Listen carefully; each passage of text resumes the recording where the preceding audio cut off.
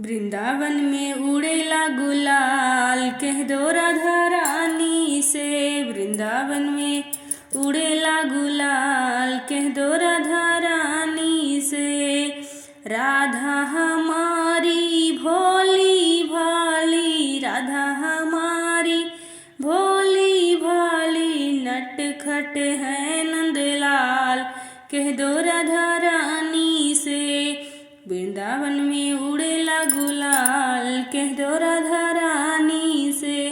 राधा हमारी गोरी गोरी, राधा हमारी गोरी गोरी, श्याम सलोने नंदलाल, कह दो राधा रानी से।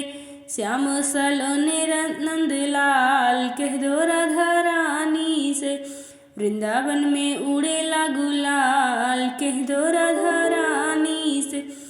राधा के माथे पे बिंदिया सोहे, राधा के माथे पे बिंदिया सोहे।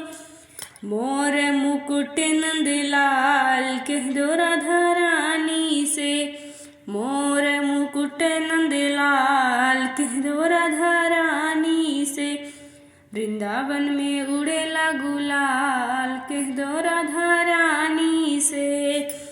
राधा के हाथों में चूड़िया सोहे, राधा के हाथों में चूड़िया सोहे। चूड़िया सोहे, हाँ चूड़िया सोहे। बंसी बजाए नंदलाल, बंसी बजावे नंदलाल, कह दो राधा रानी से। बंसी बजावे नंदलाल, कह दो राधा रानी से। वृंदावन में उड़ेला गुलाल, कह दो राधा रानी से। कह दो राधा रानी से, कह दो राधा रानी से।